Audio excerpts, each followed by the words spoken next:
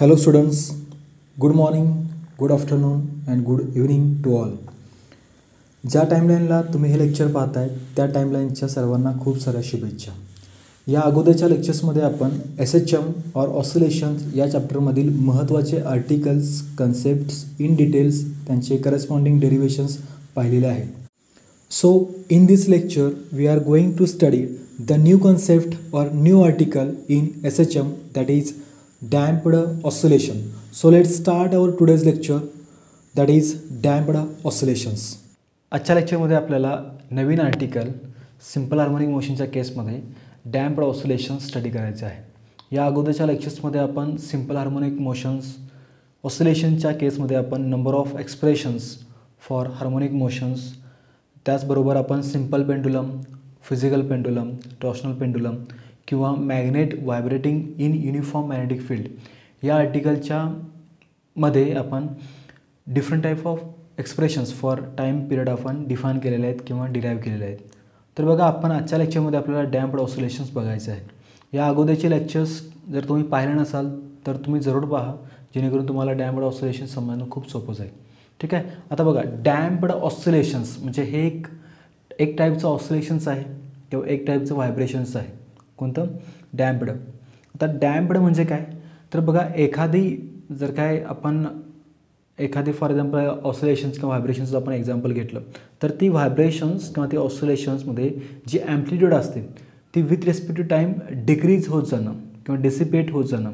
Okay, with respect to time त्याला आपण काय म्हणतो? डॅम्पिंग होणं किंवा डॅम्प्ड ऑसिलेशन्स. हे झालं शॉर्टली.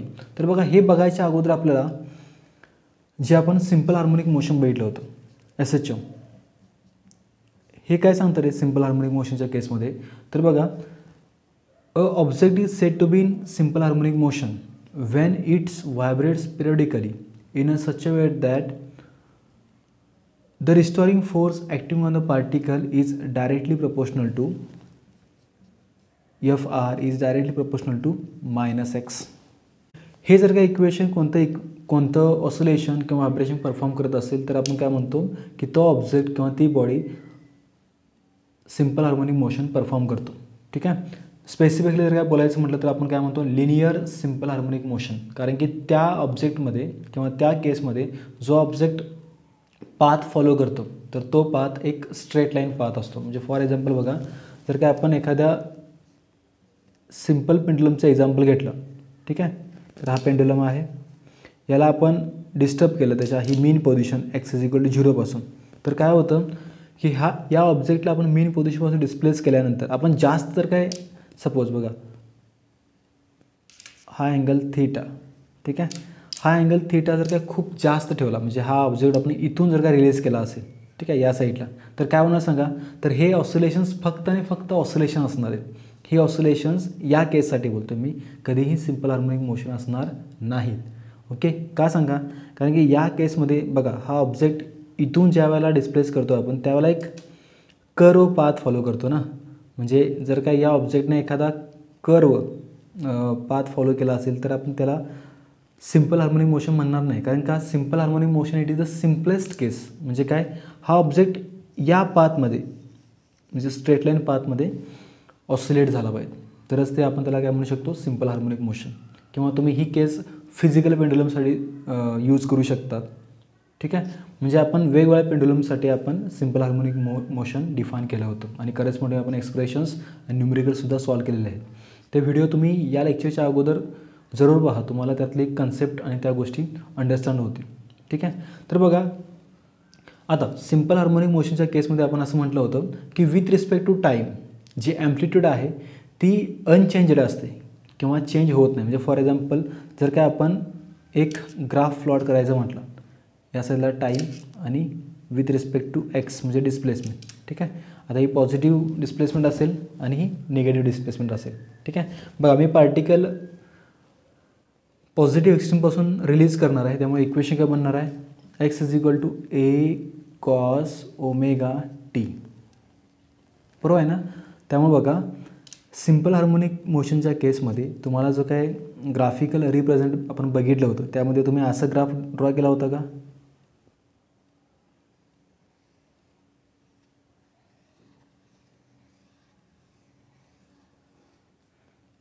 ठीक आहे, म्हणजे ॲम्प्लिट्यूड तुमची चेंज झाली नव्हती, जवळपास काय होते, ॲम्प्लिट्यूड सेम होते. Okay, with respect to time simple harmonic मोशनच्या केसमध्ये आपण ॲम्प्लिट्यूड सेम घेतो किंवा अझ्युम करतो की ती ॲक्च्युली कसं आहे बघा, कोणताही तुम्ही ऑसिलेशन घ्या, तुम्ही सिम्पल पेंडुलमचं एक्झाम्पल घ्या किंवा एखाद्या स्प्रिंग मास ऑसिलेटरचं एक्झाम्पल घ्या, तर त्या केसमध्ये काय होणार आहे की after some interval of time तो ऑब्जेक्ट रेस्टलाच पोचणार आहे. म्हणजे आपली जी काय स्टेबल इक्विलिब्रियम पोझिशन होती तो ऑब्जेक्ट रिगेन करेल, बरोबर ना. असं का होतं, कारण की एक तर बघा आपण जो काय एअरचा ड्रॅग फोर्स आहे किंवा फ्रिक्शन फोर्स आहे तो आपण निग्लेक्ट नाही करू शकत. म्हणजे बघा या केसमध्ये या पॉईंटला बघा एक फ्रिक्शन फोर्स ॲक्ट होत आहे किंवा ज्यावेळेला आपण हा बॉब एक सम डिस्प्लेसमेंट डिस्प्लेस करणार आहोत त्यावेळेला या ऑब्जेक्टवरती इथं एअर प्रेझेंट आहे ना, त्यामुळे air viscous force by air काम करेल. म्हणजे in the presence of viscous force by किंवा ड्रॅग फोर्स बाय एअर किंवा फ्रिक्शन फोर्स, त्यामुळं तुमची जी काय ऑसिलेशन भेटणार आहेत ती डॅम्प्ड ऑसिलेशन भेटतील. ठीक आहे, मग ॲक्च्युअल मिनिंग काय आहे डॅम्प्ड ऑसिलेशनचा, तर बघा आता आपण हे बघितलं सिम्पल हार्मोनिक मोशनचं एक्झाम्पल. ठीक आहे, तर बघा आपल्याला हे चांगलं माहिती आहे की ऑब्जेक्टला ज्यावेळेला आपण डिस्प्लेस करतो बाय डिस्टन्स एक्स, ओके, त्यावेळेला तो त्याच्या mean position about to and fro motion करतो, त्याला आपण हार्मोनिक मोशन किंवा ऑसिलेशन असं म्हणतो. ठीक आहे, ही ऑसिलेशन होत असताना ठीक आहे ऑब्जेक्टची जी काही ॲम्प्लिट्यूड आहे ती डिक्रीज होते with respect to time. Okay, आणि असं का होतं, कारण की या केसमध्ये ड्रॅग फोर्स बाय एअर आणि फ्रिक्शन फोर्स, ओके, स्ट्रिंग आणि हा रिजिड सपोर्टमधला हा प्रेझेंट आहे. त्यामुळे साहजिकच आहे after some interval of time नंतर हा ऑब्जेक्ट किंवा हा पेंडुलम रेस्ट पोझिशन रिगेन करेल. म्हणजे आपण असं म्हणू शकतो का डॅम्प्ड ऑसिलेशन म्हणजे काय, a periodic oscillations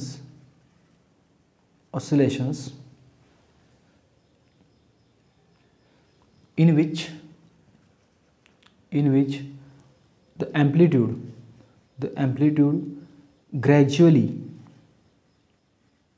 gradually decreases with respect to time due to presence of some forces like frictional force किंवा ड्रॅग फोर्स बाय एअर.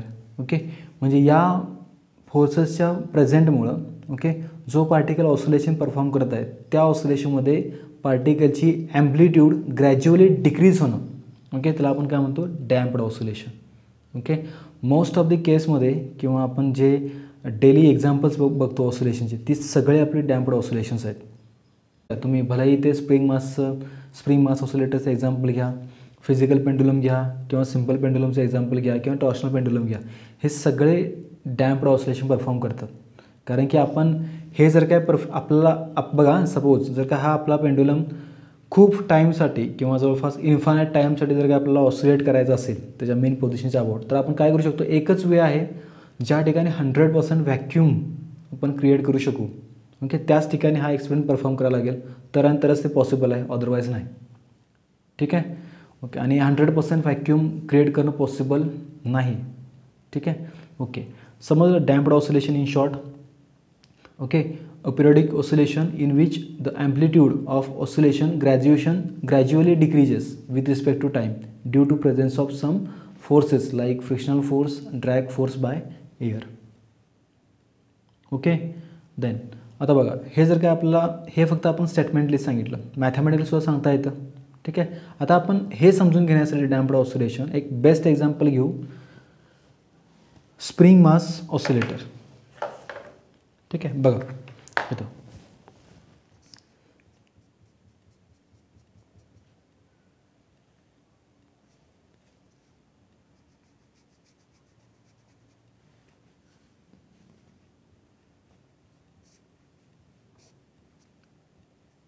हे मास यम. ठीक आहे, आता मला सांगा की आता ही सुद्धा एक सिस्टीम आहे का, स्प्रिंग ब्लॉक सिस्टीम. जर का हा ब्लॉक त्याच्या मीन पोझिशनपासून x is equal to 0 mean पोझिशनपासून एक x is equal to 10 centimetre मी खाली डाऊनवर्ड डायरेक्शनला डिस्प्लेस केला. लक्षात आलं. म्हणजे इथं जर मी काय ह्या ऑब्जेक्टला या पॉईंटपासून जर का डिस्प्लेस केलं तर काय होणार सांगा. ओके, हा ह्या मीन पोझिशनच्या अबाउट ऑसिलेशन्स करेल, व्हर्टिकल ऑसिलेशन्स. बरोबर आहे ना. ठीक आहे. या केसमध्ये आपण सिम्पल हार्मोनिक मोशन डिफाईन करू शकतो ऑब्वियसली. आणि आपल्या सगळ्यांना हे सुद्धा माहिती आहे की हा सुद्धा स्प्रिंग मास ऑसिलेटरमधला जो ब्लॉक आहे किंवा जो मास आहे तो जवळपास काही मिनिटानंतर का असे ना रेस्ट जी काय पोझिशन होती किंवा जी स्टेबल पोझिशन होती त्या ऑब्जेक्टची ती पोझिशन तो रिगेन करतो. असं का होतं, कारण की काय बघा, या ठिकाणी एअरचा रेजिस्ट फोर्स आहे, ड्रॅग फोर्स आहे. ठीक आहे. किंवा या स्प्रिंगमधला त्याचा स्टिफनेस आहे किंवा स्प्रिंग कॉन्स्टंट रिस्पॉन्सिबल आहे. त्यामुळे या ठिकाणी सुद्धा तुम्हाला डॅम्प्ड ऑसिलेशन्स दिसेल किंवा आपण पाहू शकतो. मात्र काही इंटरवल पुरतं का असं ना आपण सिम्पल हार्मोनिक मोशन डिफाईन करतो, ज्यामध्ये तुम्हाला अनडॅम्प्ड किंवा नॉर्मल ऑसिलेशन्स भेटतात. ठीक आहे. समजलं का. म्हणजे नॉर्मल ऑसिलेशन्सला किंवा आपण जे ग्राफिकल मागं बघितलं होतं, ज्यावेळेला पार्टिकल मीन पोझिशनपासून डिस्प्लेस केला तर आपल्याला ग्राफिकल नेचर कसं असेल, किंवा जर आपण एखादा ऑब्जेक्ट त्याच्या एक्स्ट्रीम पोझिशनपासून डिस्प्लेस केला तर ग्राफिकल रिप्रेझेंटेशन कसं असेल, तर त्या केसमध्ये आपण असे ग्राफ प्लॉट केले होते साइन आणि कोसाईनच्या फॉर्ममध्ये. लक्षात आलं का.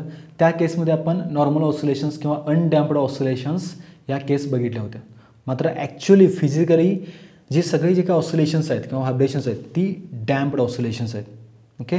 असं ऑसिलेशन ज्यामध्ये ऑसिलेशनची ॲम्प्लिट्यूड ग्रॅज्युअली डिक्रीज होत जाते with respect to time due to presence of some forces like frictional force, drag force by air and so on. ठीक आहे. बघा आता बघा मी काय करतो की या ब्लॉकला एक वेन लाईक स्ट्रक्चर मी अटॅच करतो.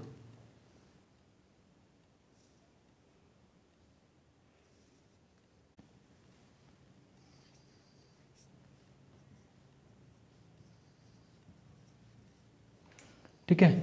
आता बघा सपोज जर काय आपण इनिशियलला आता बघा स्प्रिंग ब्लॉक वेन सिस्टीम आपण एक अझ्युम केलेलं आहे. ठीक आहे. आता साहजिकच आहे स्प्रिंग प्रेझेंट असेल तर आपण त्यामध्ये आपण स्प्रिंग कॉन्स्टंट के कन्सिडर करतो आहे. ठीक आहे. या ब्लॉकचं मास यम आहे. ओके. आणि ही वेन लाईक स्ट्रक्चर म्हणजे समजलं, म्हणजे आपण एखादा एक आता हा रॉड शेप्ड ओके हा रॉड शेप्ड एक मटेरियल अटॅच केलेलं आहे आणि तो वेन आहे. ठीक आहे. Wien submerge inside the liquid ठीक आहे. ओके. आता मला सांगा की या केसमध्ये जर का मी हा मास किंवा हा ब्लॉक इनिशियल मी सुरुवातीला बघा मगाच्या एक्झाम्पलमध्ये हा x इज इक्वल टू 10 सेंटीमीटरनं खाली खेचला होता किंवा खाली आपण काय केलं होतं इलॉंगेट केलं होतं. सिमिलरली जर का याच सिच्युएशनमध्ये जर का आपण हा ब्लॉक 10 सेंटीमीटर खाली जर का आपण इलॉंगेट केला तर काय होणार आहे, साहजिकच आहे ह्याला ह्या ब्लॉकला आपण एका रॉडने अटॅच केलं आहे म्हणजे ही व्हेन सिस्टीमसुद्धा 10 सेंटीमीटर खाली सरकेल. बरोबर आहे का. आणि जर का आपण रिलीज केलं तर काय होईल सांगा. तर बघा ज्या वेळेला आपण ही सिस्टीम किंवा हा ब्लॉक 10 सेंटीमीटरनं खाली आपण पुश करतो. ठीक आहे. तर त्यावेळेला काय होणार आहे, साहजिकच आहे आपण ज्या वेळेला पुश केल्यानंतर आपल्याला त्याला रिलीज करू त्यावेळेला ही जी काही सिस्टीम आहे ती ऑसिलेशन्स परफॉर्म करेल. मात्र या केसमध्ये तुमच्या असं लक्षात येईल की तुम्हाला इनिशियलला जी ऑसिलेशन भेटली होती म्हणजे in the absent of the system कोणती वेन अँड लिक्विड सिस्टीम त्यावेळेला तुम्हाला एक सफिशियंटली ऑसिलेशन्स भेटली होती पर्टिक्युलर इंटरव्हलसाठी. ठीक आहे. मात्र जसं तुम्ही या ब्लॉकला एखाद्या वेन सिस्टीमला अटॅच करता आणि ती जी काही वेन आहे ती एका लिक्विडमध्ये सबमर्ज करता किंवा डीप करता त्यावेळेला काय होतं जी ऑसिलेशन्स भेटत आहेत ती ऑसिलेशन्स किंवा काही मोजक्या सेकंदासाठी तुम्हाला भेटतात आणि लगेच तुम्हाला डॅम्पिंग होऊन तो जो का ऑब्जेक्ट आहे तो रेस्टला जाताना दिसतो. असं का होतं बघा. तर बघा या केसमध्ये एक ड्रॅग फोर्स लागतो. Okay. Drag force by this liquid. बरोबर आहे का. बघा जर काय आपण एखादं बिकर घेतलं ठीक आहे. आपण एखादं बिकर घेतलं आणि त्या बिकरमध्ये एखादे आपण ऑब्जेक्ट आहे. ओके, आता हे आपण यामध्ये वॉटर घेऊ. ठीक आहे, वॉटर मॉलिक्युल्स आहेत म्हणजे वॉटर आपण घेतलेलं आहे. ठीक आहे, आणि ह्या ऑब्जेक्टला आपण काय करतो आहे, याच्या आतमध्ये आपण पुश करण्याचा प्रयत्न करतो, आतमध्ये पुश करण्याचा प्रयत्न करतो. तर आपल्याला काय जाणवतं रे, तर एक अपथ्रेट फोर्स जाणवतो का, बरोबर आहे का. म्हणजे बघा तुम्ही ज्या वेलॉसिटीने हा ऑब्जेक्ट आतमध्ये पुश करायला बघता त्याच्या अपोजिट डायरेक्शनला या ऑब्जेक्टवरती फोर्स ॲक्ट होतो, बरोबर आहे का. म्हणजे सपोज मी त्याच्या ह्या ऑब्जेक्टला खूप स्लो वेलॉसिटीने आतमध्ये पुश करत असेल तर मला त्याच प्रपोर्शननं एक फोर्स ॲक्ट होतो. त्या फोर्सला आपण म्हणतो drag force by liquid. Okay, and it is directly proportional to the velocity जी आपण वेलॉसिटी त्या ऑब्जेक्टवरती प्रोव्हाइड करतो आहे, त्या वेलॉसिटीवर प्रोपोर्शनल असेल. ठीक आहे, बघा तुम्ही स्लोली बघा हा स्लोली ऑब्जेक्ट तुम्ही वरून असं पुश करा पाण्यामध्ये, तुम्ही हे बघू शकता. तर पाणी आहे, एखाद्या तुम्ही पॉटमध्ये किंवा एखाद्या भांड्यामध्ये जर का तुम्ही पाणी घेतलं, ठीक आहे, आणि जर का तुम्ही एखाद्या त्या सरफेसवरती एखादा मटेरियल ठेवलं असेल, बॉटल असेल, ठीक आहे, एखादी प्लेट असेल, जर का तुम्ही ती आतमध्ये पुश करायला बघितला तर तुम्हाला एक फोर्स जाणवतो. आणखीन एक गोष्ट बघा, ज्या वेलॉसिटीने तुम्ही तो ऑब्जेक्ट आतमध्ये पुश करता त्याच प्रोपोर्शनमध्ये तुम्हाला जो ड्रॅग फोर्स आहे बाय लिक्विड तो तुम्हाला एक्सपिरियन्स करायला भेटतो. म्हणजे जेवढी जास्त वेलॉसिटी तेवढा जास्त ड्रॅग फोर्स. लक्षात आला. तुम्ही जर खूप स्पीडने त्याला आतमध्ये पुश करायला बघितला तर काय होणार सांगा, तर तुम्हाला त्याच प्रपोर्शननं किंवा त्याच वेनं तुम्हाला ड्रॅग फोर्स एक्सपिरियन्स करायला भेटेल. म्हणजे drag force F D is proportional to V, बरोबर आहे. आता बघा वेलॉसिटी आपण ऑब्जेक्ट खाली ढकलतो आहे ना, म्हणजे वेलॉसिटी काय असेल, डाऊनवर्ड डायरेक्शनला असेल, आणि त्याच्या अपोजिट डायरेक्शनला कोणता फोर्स ॲक्ट होतो आहे, एफ डी, बरोबर आहे का. त्यामुळे F D is equal to minus B V, where B is what, coefficient of damping. Okay, आपण एक कॉन्स्टंट इंट्रोड्यूस केला स्मॉल बी, त्याला आपण काय म्हणतो, कोइफिशियंट ऑफ डॅम्पिंग. आता निगेटिव्ह साईन काय आलं, जो ड्रॅग फोर्स आहे आणि जो व्हेलॉसिटी आहे, ज्या वेलॉसिटी आपण तो ऑब्जेक्ट खाली पुश करतो आहे, आता या केसमध्ये वेन आहे, ठीक आहे, त्या पार्टिकलची वेलॉसिटी आणि ड्रॅग फोर्स एकमेकांचे अपोजिट आहे, अपोजिट नेचर आहे. त्यामुळे F D is equal to minus B V. ठीक आहे. आता बघा मी पुन्हा सांगतो आहे, पहिला आपली इनिशियल काय होती, स्प्रिंग ब्लॉक सिस्टीम होती. सपोज करा त्यावेळेला आपली ही वेन लिक्विड सिस्टीम ॲब्सेंट होती. ठीक आहे, तर या केसमध्ये काय होणार आहे, जर काही ॲब्सेंट असेल तर आपण हा मास डिस्प्लेस केला x is equal to something डिस्प्लेसमेंटनं, तर तुम्हाला तो ऑब्जेक्ट त्याच्या mean positions about to up and down, okay, vertical oscillations करताना दिसेल. आपण त्याला सिम्पल हार्मोनिक मोशन म्हणू शकतो. मात्र आपल्याला हे माहिती आहे की सगळेच सिम्पल हार्मोनिक मोशन हे फक्त आणि फक्त सिम्पल हार्मोनिक मोशन आहेत का, तर नाहीत. तर ही डॅम्प्ड ऑसिलेशन्स आहेत. ओके, अशा डॅम्प्ड ऑसिलेशनमध्ये जे ॲम्प्लिट्यूड आहे ऑसिलेशनची ती ग्रॅज्युअली डिक्रीज होते विथ रिस्पेक्ट टू टाईम. ठीक आहे. आता बघा जर काय आपण त्याच सिस्टीममध्ये ओके त्या मासला एखादी व्हेन आपण अटॅच केली, ठीक आहे, किंवा एखादं पिस्टन लाईक स्ट्रक्चर जर का आपण अटॅच केलं आणि ते जर का आपण एक सबमर्ज केलं किंवा डीप केलं एखाद्या लिक्विडमध्ये आणि मग आपण तो ब्लॉक एक्स समथिंग काय ते डिस्प्लेसमेंटनं व्हर्टिकली डाऊनवर्ड डायरेक्शनला आपण डिस्प्लेस केला, तर काय होतं, जी तुम्हाला इनिशियलला ऑसिलेशन भेटली होती पर्टिक्युलर इंटरवल ऑफ टाईमसाठी ती ऑसिलेशन्स ग्रॅज्युअली डिक्रीज होत चाललेत. ओके, आणि लगेचच तुमचा जो काही मास आहे तो रेस्ट पोझिशनला येतो आहे. ओके, म्हणजे या केसमध्ये तुम्ही डॅम्प्ड ऑसिलेशन इझिली ऑब्झर्व करू शकता. ठीक आहे. तर असं का होतं आहे, तर एक तर ह्या पूर्ण सिस्टीमचा जर का विचार केला तर बघा आपण हा मास खालच्या साईडला आपण डिस्प्लेस केला, त्यामुळं ज्या व्हेलॉसिटीनं आपण ही वेन आतमध्ये इन्सर्ट केली त्याच्या अपोजिट डायरेक्शनला drag force by liquid exerted on this vane, आणि ह्या presence of this drag force जो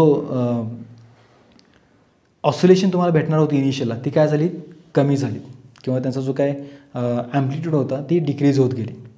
बरोबर आहे का. आता बघा या केसमध्ये काय होतं आहे की तुम्ही जास्त वेलॉसिटीने ही वेन आतमध्ये इन्सर्ट केलात, याचा अर्थ काय, या वेन लिक्विड सिस्टीमची एनर्जी इन्क्रीज झाली, आणि ही एनर्जी इन्क्रीज झाल्यानंतर ही जी काय स्प्रिंग ब्लॉक सिस्टीम आहे याची एनर्जी साहजिकच आहे डिक्रीज होईल. आणि जर का तुम्ही टोटल जर का एनर्जी बघितला या सिस्टीमसाठी, तर ती कॉन्स्टंट असेल. ठीक आहे. ओके, आता बघा मी काय सांगतो पुन्हा एकदा बघा. तुम्ही म्हणाल सर कसं काय इथं एनर्जी इन्क्रीज झाली, की हा आपण वेन आतमध्ये इन्सर्ट केला, कशी काय एनर्जी इन्क्रीज झाली. तुम्ही एखादं एक्झाम्पल घेऊन बघू शकता. एखादा पॉट घ्या किंवा एखादं बिकर घ्या, त्यामध्ये एखादं मटेरियल घ्या, म्हणजे फॉर एक्झाम्पल तुमच्या एखादं पिस्टन लाईक स्ट्रक्चर असेल किंवा एखादं स्केल असेल किंवा एक कोणतंही मटेरियल घ्या आणि त्या पाण्यामध्ये ना स्टर करा, तर ते पाणी काय होतं, साधारण म्हणजे जास्त काय गरम होणार नाही किंवा जास्त काय हॉट होणार नाही, तर थोडंसं त्याचं थर्मल एनर्जी इन्क्रीज होते. Okay, for example initial temperature 25 degree होतं, तर ते जवळपास 25 पॉईंट समथिंग काय ते डिग्री इन्क्रीज होईल किंवा 26 डिग्री होईल. म्हणजे काय होते की वेन आणि लिक्विड सिस्टीममधली थर्मल एनर्जी इन्क्रीज होते. And due to increase in thermal energy of this system, vein and liquid system, the energy of spring block system decreases. Therefore, the total mechanical energy for this spring block and vein liquid system remains constant or conserved. Okay, understand होतं आहे का damped oscillations. Okay, हे आपण visualise करून बघू शकतो. ठीक आहे, डेफिनेटली बघू शकतो. समजलं. बघा पुन्हा एकदा, डॅम्प्ड ऑसिलेशन म्हणजे काय, a periodic oscillations in which amplitude of oscillation gradually decreases. Okay, due to presence of some forces like frictional force, drag force by air. Okay, आता म्हणजे बघा याला जर काय आपल्याला थोडक्यात जर काय याची जर काय ग्राफिकली बघायचं असेल तर आपण ते प्लॉट करू शकतो. तर या केसमध्ये बघा आपण जर काय एक्स वाय ॲक्सिसवरती जर काय आपण एक्स म्हणजे डिस्प्लेसमेंट कन्सिडर केले असेल आणि एक्स ॲक्सिसवरती आपण जर काय time with respect to time आपण डिस्प्लेसमेंट चेक करतो. तर बघा आपण पहिल्यांदा हे जे काय मास आहे तो डाऊनवर्ड डायरेक्शनला पुश केला किंवा डिस्प्लेस केला, म्हणजे तुम्हाला एक सफिशियंटली काय भेटेल, डिस्प्लेसमेंट भेटणार आहे. ठीक आहे. मात्र या मासला आपण एक वेन अटॅच केले का, 100% केले, आणि जर काय हा मास आतमध्ये आपण डीप केला असेल किंवा डिस्प्लेस केला असेल तर साहजिकच ही वेनसुद्धा आतमध्ये काय होईल, इन्सर्ट होईल. आणि जेणेकरून वेन आतमध्ये इन्सर्ट झाल्यानंतर बघा जो ड्रॅग फोर्स आहे तो फक्त एखादी ऑब्जेक्ट पाण्यामध्ये इन्सर्ट करतानाच लागतो का, तर नाही. तर ह्या ऑब्जेक्टला तुम्ही आतमध्ये पुश केला ताकदीने, ठीक आहे, आणि तो ज्यावेळेला ऑब्जेक्ट आपण बाहेर काढत असतो त्याही वेळासुद्धा एक ड्रॅग फोर्स ॲक्ट होईल. ओके, म्हणजे तुम्ही ज्यावेळेला हा ऑब्जेक्ट इथं आहे सपोज करा, त्याला तुम्ही बाहेर काढताय तरीसुद्धा हे जे काही लिक्विड आहे ह्या ऑब्जेक्टला खेचण्याचा प्रयत्न करेल. लक्षात आलं. म्हणजे साहजिकच आहे जे ऑसिलेशन परफॉर्म होणार होते ते ऑसिलेशन्स डिक्रीज होत आहेत हे आपल्याला दिसतं. ठीक आहे. म्हणजे बघा पहिल्यांदा इनिशियल ॲम्प्लिट्यूड हाय असेल. ओके, मात्र तुम्ही हे ब्लॉक डिस्प्लेस तर केलेलंच आहे. ठीक आहे, मात्र जे ऑसिलेशन भेटतील ते ऑसिलेशनचा रेट कमी होईल आणि तुम्हाला जी काही ॲम्प्लिट्यूड आहे ती ग्रॅज्युअली डिक्रीज होताना दिसतील. आणि या केसमध्ये जी काही ऑसिलेशन्स आहेत ती डिक्रीज होतील. बरोबर आहे का. बघा आता इथं बघा जी ॲम्प्लिट्यूड आहे ती ग्रॅज्युअली डिक्रीज झालेली आहे. त्यामुळे such kind of oscillations okay are set to be damped oscillations. Okay, समजतंय. ठीक आहे. ओके, देन आपण नेक्स्ट बघू equation of motion for damped oscillations. हा झाला थोडासा थेरी पण. ओके, आणखीन एक गोष्ट बघा, तुम्हाला असं वाटेल की सर इथं फक्त हा drag force by liquid for Wien liquid system फक्त ॲक्ट होणार आहे का, तर नाही. आता बघा तुम्ही मासला डिस्प्लेस केलं आहेत त्याचबरोबर ही व्हेनसुद्धा काय झाले आतमध्ये डिस्प्लेस झाले का, 100% झाले. व्हेन जर का आतमध्ये डिस्प्लेस होत असेल लिक्विडमध्ये तर त्याच्यामध्ये ड्रॅग फोर्स ॲक्ट म्हणजे एक्झर्ट होतो. ओके, त्याच पद्धतीनं हा माससुद्धा त्याच्या मेन पोझिशनपासून डिस्प्लेस झाला ना खालच्या साईडला, त्यामुळं मास जर का डिस्प्लेस झाला तर ह्या मासला आपण एखाद्या स्प्रिंगला अटॅच केलेलं आहे तर यामध्ये सुद्धा रिस्टोरिंग फोर्स क्रिएट होईल. म्हणजे या केसमध्ये डॅम्प्ड ऑसिलेशन केसमध्ये आपल्याला 3 फोर्सेस भेटतात. एक spring force, okay, then drag force by liquid. Okay, आणि या फोर्सच्या प्रेझेंटमध्ये आपण डॅम्प्ड ऑसिलेशनचं इक्वेशन ऑफ मोशन फाइंड करायचं आहे. ठीक आहे, समजलं डॅम्प्ड ऑसिलेशन्स. ओके, नाव आपण आता इक्वेशन ऑफ मोशन बघू.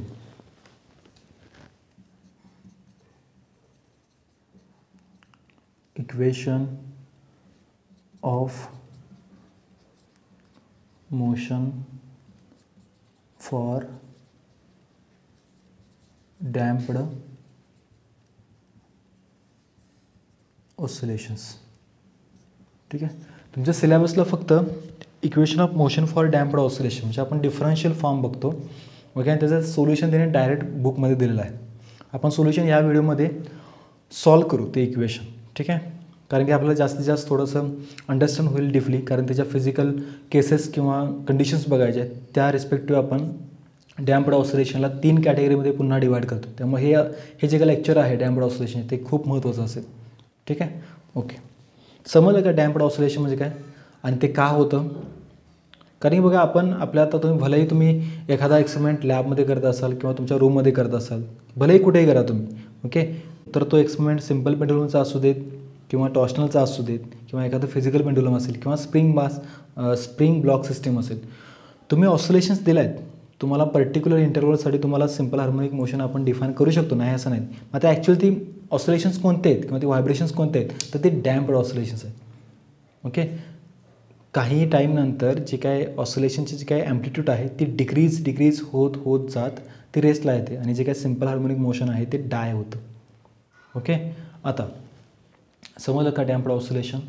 ठीक आहे. नाव आता बघा, any oscillating system in reality experiences the 2 forces. आपल्याला सगळ्यांना माहिती आहे कोणते कोणते सांगा. एक आहे रिस्टोरिंग फोर्स, बरोबर आहे का, जो स्प्रिंगमध्ये एक्झर्ट होणार आहे, जे आपण मगाशी बोललो. आपण इथं बघू शकतो आहे, मगाशी आपण ही सिस्टीम बघितली होती. ठीक आहे,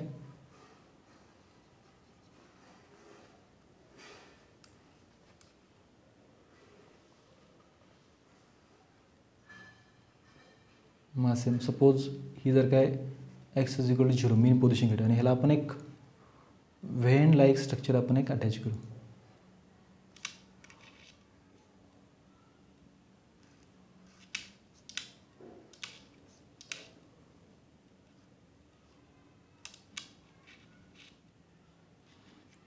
हे काय असेल, व्हेन. हा तुमचा मास आणि ही स्प्रिंग. ठीक आहे, आणि हे लिक्विड असेल. ही व्हेन आपण काय केले, लिक्विडमध्ये सबमर्ज केले किंवा डीप केलेले आहे. ठीक आहे, हेच एक्झाम्पल आपण बघू शकतो. असं आहे का, तर नाही. तुम्ही बघा, एखादा सिम्पल पेंडुलम घेतला. ठीक आहे, एखादा जर का तुम्ही सिम्पल पेंडुलम घेतला, हा बॉब आहे. ठीक आहे, आणि याला जर का तुम्ही एखाद्या लिक्विडमध्ये हा जर का तुम्ही ऑसिलेशन्स दिलं, म्हणजे काय केलं, ह्याला आपण एखाद्या लिक्विडमध्ये इमर्ज केलं किंवा डीप केलं किंवा सबमर्ज केलं आणि त्या बॉबला एक पर्टिक्युलर डिस्टन्सनं किंवा x समथिंग डिस्प्लेसमेंट आपण डिस्प्लेस केलं, तर काय होणार आहे सांगा. तुम्ही जर काय बॉब तो एअरमध्ये परफॉर्म केला असता सिम्पल पेंडुलमचा एक्सपेरिमेंट, तर तुम्हाला सफिशियंटली ऑसिलेशन्स भेटले असतील, साहजिकच आहे. मात्र जर काय तोच बॉब जर का तुम्ही पाण्यामध्ये डीप केला आणि त्याला तुम्ही त्याच्या मीन पोझिशनपासून डिस्प्लेस केला, तर बघा मला सांगा त्या केसमध्ये तुम्हाला ऑसिलेशन भेटतील का, तर ऑसिलेशन भेटतील. मात्र ती ऑसिलेशन विदिन सम सेकंड काय होतील, डाय होतील आणि तो जो काय पेंडुलम आहे तो बरोबर त्याची मीन पोझिशन रिगेन करणार. असं का झालं, कारण की जो ड्रॅग फोर्स आहे बाय प्रेझेन्स ऑफ लिक्विड तो जास्त आहे ना, बरोबर आहे का. एअरमध्ये काय, एअरच्या कंपॅरिझनमध्ये लिक्विडमध्ये जर का तुम्ही ऑब्जेक्ट डीप केला असेल तर साहजिकच आहे तुम्हाला डॅम्पिंग लगेच भेटेल. समज डॅम्पिंग म्हणजे काय, ॲम्प्लिट्यूड डिक्रीज होणार आहे. पहिल्यांदा जर का मी x सपोज करा एक 10 सेंटीमीटर 20 सेंटीमीटर ठेवला असेल आणि तो एक्सपेरिमेंट मी एअरमध्ये केला, तर तुम्हाला सफिशियंटली ऑसिलेशन भेटत आहेत for some interval of time. मात्र तो जर का एक्सपेरिमेंट मी लिक्विडमध्ये केला तर जे तुम्हाला ऑसिलेशन्स पर्टिक्युलर इंटरवलसाठी भेटले होते ते ऑसिलेशन तेवढ्या टाईमपुरते राहणार आहेत का, तर नाही राहणार, तर ते लगेच डाय होतील. ओके, बघा एअरमध्ये असतानासुद्धा डॅम्पिंग झालं नाही असं नाही. ओके, मात्र तुम्ही जसं त्याला मीडियम चेंज केला तसं तुम्हाला डॅम्पिंगचा जे रेट आहे तो सुद्धा इन्क्रीज होताना दिसतो. ठीक आहे, ओके. आता ज्यावेळेला आपण डिस्प्लेसमेंट राईट हँड साईडला केले असेल तर साहजिकच आहे एक रिस्टोरिंग फोर्स त्याच्या अपोजिट डायरेक्शनला ॲक्ट होतो and this restoring force always acts towards it's main position. हे आपण सगळं इनिशियलला इन डिटेल्स प्रत्येक गोष्ट स्टडी केलेलं आहे सिम्पल हार्मोनिक मोशनच्या केसमध्ये. ठीक आहे, सिमिलरली याही केसमध्ये बघा, याही केसमध्ये जर का मी हा ऑब्जेक्ट बरोबर त्याच्या मेन पोझिशनपासून डाऊनवर्ड डायरेक्शनला जर डिस्प्लेस केला तर रिस्टोरिंग फोर्स बाय स्प्रिंग बघा, restoring force by spring displacement या डायरेक्शनला आहे का, तर रिस्टोरिंग फोर्स याच्या अपोजिट डायरेक्शनला असेल. Okay, F R. समजतंय? ठीक आहे. म्हणजे बघा, any oscillating system in reality experiences two forces. एक कोणता असेल, the restoring force minus K x and second opposing or damping force or drag force by liquid. Okay, and it is directly proportional to, मी मगाशी काय म्हटलं होतं, drag force F D is directly proportional to minus V, velocity. ज्या वेलॉसिटीने तो आपण object किंवा ती व्हेन आपण खाली डीप केली होती किंवा डिस्प्लेस केली होती. Therefore F D is equal to minus B V, where B is the coefficient of damping, where B is what, coefficient of damping. Okay, समजलं का? ठीक आहे. ओके, आता आपल्याला काय करायचं आहे, equation of motion for damped oscillations derive करायचं आहे. ठीक आहे. तर बघा, मी काय म्हणतो आहे की या केसमध्ये जे फोर्सेस आहेत ते कोणते आहेत, एक रिस्टोरिंग फोर्स बाय स्प्रिंग आहे आणि एक drag force by liquid for vane liquid system. Okay. आता बघा,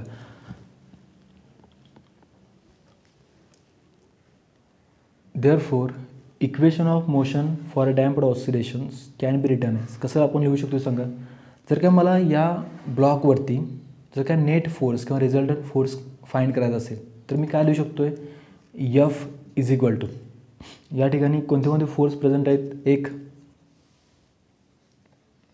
रिस्टोरिंग और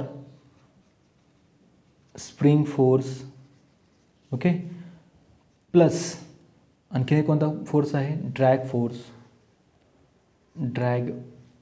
फोर्स बाय लिक्विड. तुम्हाला सर हे दोनच फोर्स आहेत का, तर आणखीन एक फोर्स इथं या ठिकाणी काम करतो आणि तो फोर्स कोणता आहे, ग्रॅव्हिटेशनल फोर्स, आणि तो ग्रॅव्हिटेशनल फोर्स आपण या ठिकाणी निग्लेक्ट करतो. ठीक आहे. म्हणजे 3 फोर्सेस आपल्याला ह्या डॅम्प्ड ऑसिलेशन केसमध्ये दिसत आहेत, जे तुम्ही डे टू डे लाईफमध्ये एक्सपिरियन्ससुद्धा करू शकता. कोणते कोणते, एक रिस्टोरिंग फोर्स किंवा स्प्रिंग ब्लॉक सिस्टीम जर तुम्ही एक्झाम्पल घेतला असेल तर स्प्रिंग फोर्स आणि drag force by liquid.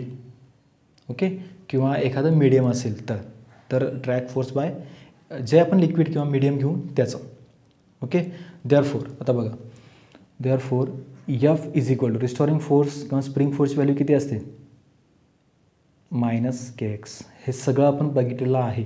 Okay, plus drag force तुम्ही मगाशी फाइंड केले आहेत, किती आहे, drag force it is directly proportional to velocity. ज्या वेलॉसिटीने तुम्ही डीप करतायत किंवा डिस्प्लेस करतायत त्याच्या अपोजिट डायरेक्शनला ड्रॅग फोर्स एक्झर्ट होतो त्याच्या प्रोपोर्शननं. ठीक आहे. त्यामुळं मायनस बी व्ही, बरोबर आहे. Therefore F is equal to minus K X minus B V. Okay. Now using the Newton's law of motion's second relation, F is equal to mass into acceleration, for left hand side of this equation we can write ma is equal to minus kx minus bv. Okay, now dividing this equation by mass, okay, a is equal to, we get minus k by m into x minus b by m into v. Okay.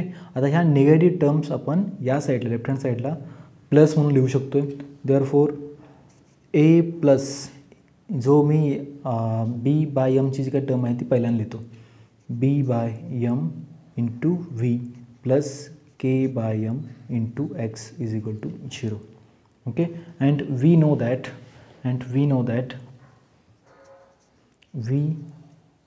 That acceleration आपण कसं लिहू शकतो, in terms of x d square x upon D T square, and v म्हणजे काय आहे, ज्या वेलॉसिटीने तुम्ही ती व्हेन डिस्प्लेस केला आहे त्याची वेलॉसिटी, त्याला आपण रिप्रेझेंट करू in terms of x d x by D t.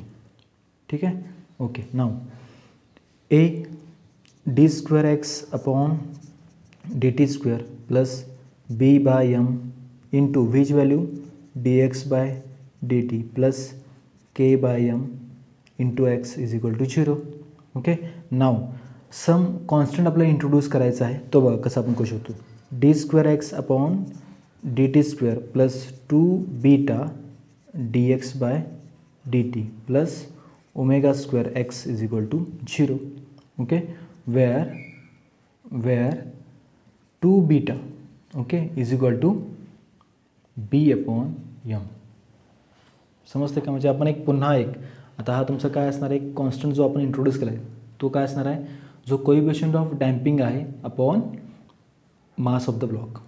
ठीक आहे. या रेशोला आपण काय म्हटलं एक सम अनदर कॉन्स्टंट 2 बीटा असं म्हटलेलं आहे. आणि ओमेगा स्क्वेअर काय आहे it is the ratio of and omega square is equal to it is the ratio of spring constant K and M M. Okay and this equation बघा ह्या इक्वेशनचा form कोणता आहे डिफरन्शियल फॉर्म आहे बरोबर आहे का. त्यामुळे this is the second order differential equation. This is the second order differential equation for damped oscillation. ठीक आहे. समजलं का? आपण equation of motion for damped oscillations कसं फाइंड करू शकतो समजलं. या ब्लॉकवरती किंवा ह्या मासवरती जो नेट फोर्स आहे तो ड्यू टू रिस्टोरिंग फोर्स किंवा spring force plus drag force असेल. ठीक आहे. आणि ह्या गोष्टी आपण डिफाईन केल्या इक्वेशनमध्ये पुट केलं तुम्हाला डिझायर्ड इक्वेशन भेटलं D square x upon D T square plus 2 beta D x by D T plus omega square X is equal to 0. आणि हा तुमचा काय असेल second order differential form for damped oscillation असेल. ठीक आहे. आता बघा हे झालं फक्त इक्वेशन फॉर डॅम्प्ड ऑसिलेशन. ठीक आहे. तुम्हाला बुकमध्ये डायरेक्टली सोल्युशन दिलेलं आहे या इक्वेशनचं. ठीक आहे. या इक्वेशनला तुम्ही जर काय फॉर एक्झाम्पल इक्वेशन फर्स्ट म्हटलं तर इक्वेशन फर्स्टचं डायरेक्ट सोल्युशन दिलेलं आहे. तर आपण या व्हिडिओमध्ये ते सोल्युशन कसं फाइंड करू शकतो ते आपल्याला इन डिटेल्स बघायचं आहे. मॅथमॅटिकल्स वेगवेगळ्या टूल्स कन्सेप्ट यूज करून या डिफरन्शियल इक्वेशन आपल्याला सॉल्व करायचं आहे जे तुम्हाला कुठल्याही बुकमध्ये भेटणार नाही. ठीक आहे. ओके.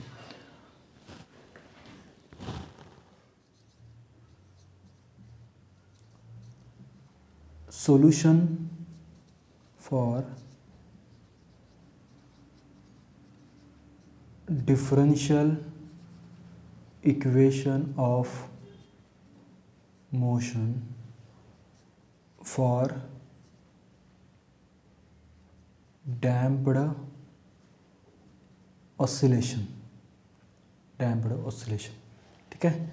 बघा डिफरन्शियल इक्वेशन काय होतं पहिल्यांदा ते आपण लिहू D square x upon D T square plus 2 beta dx by dt plus omega square x is equal to 0. Okay, let it be equation number first. Okay, now suppose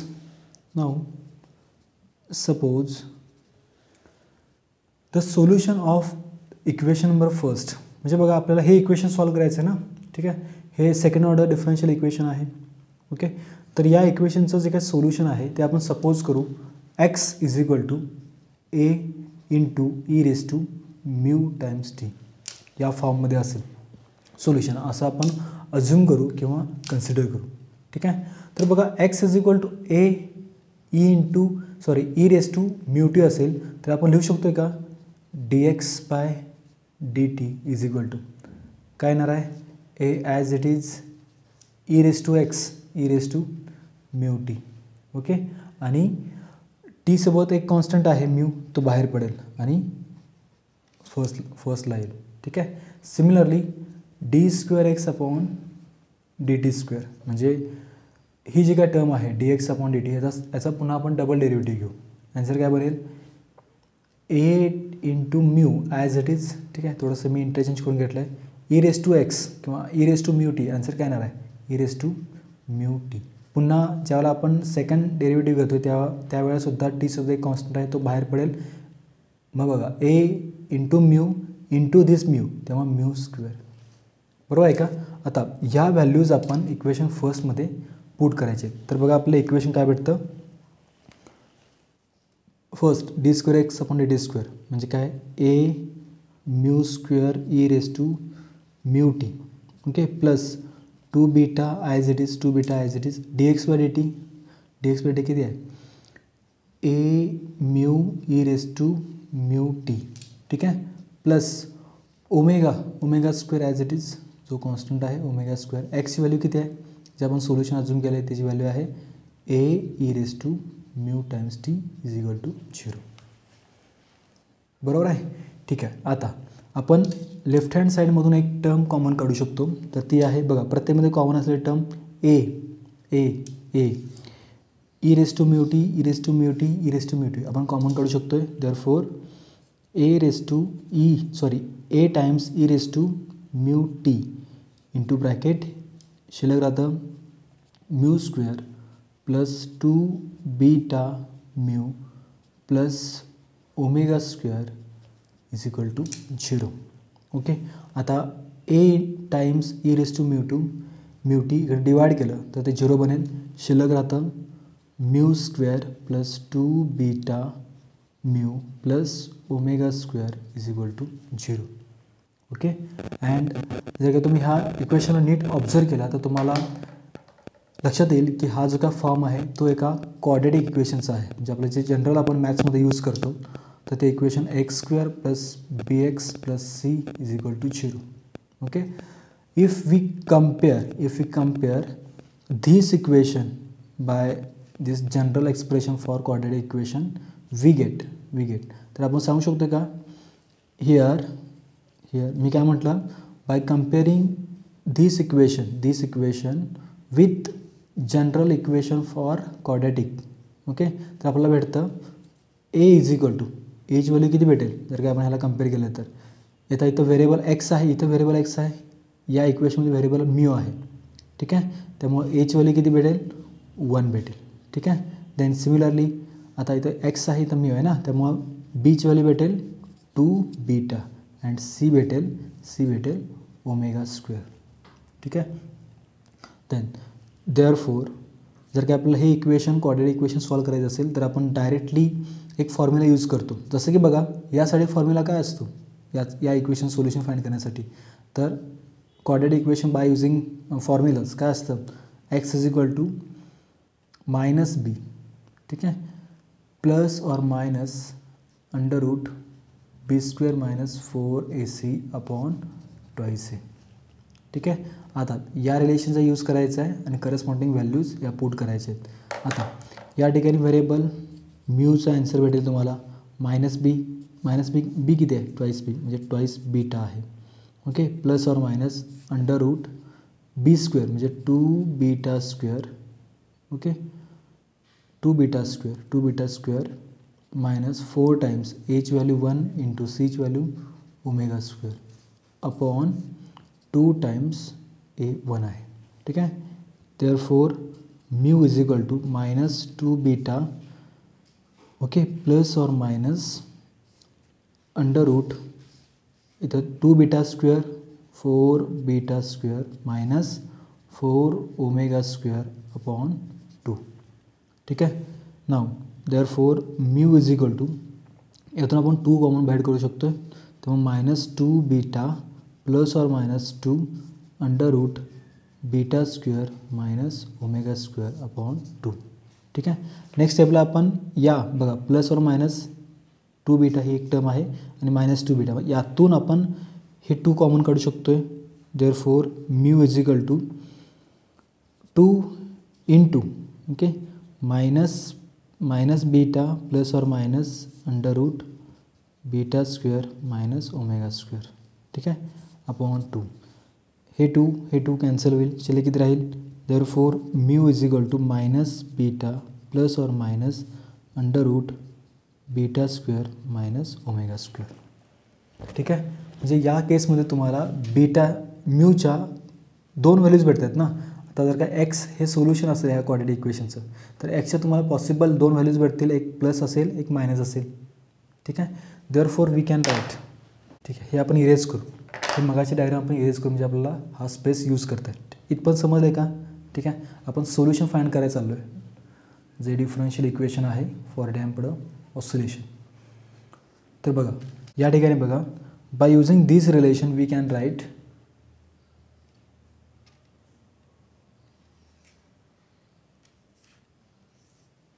okay we can write mu 1 म्यूच्या 2 value भेटतात का, तर मी लिहू शकतो आहे mu 1 is equal to minus beta plus under root beta square minus omega square and mu 2 is equal to minus beta minus under root beta square minus omega square.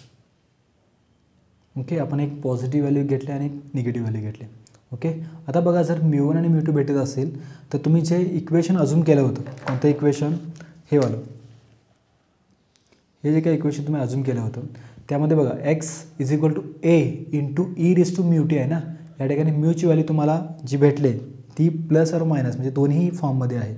त्यामुळे आपण या इक्वेशनला कसं लिहू शकतो आहे तर बघा, therefore the two possible solutions of equation number, ह्याला आपण इक्वेशन फर्स्ट म्हटलं ना, ह्याला आपण इक्वेशन नंबर सेकंड म्हणू.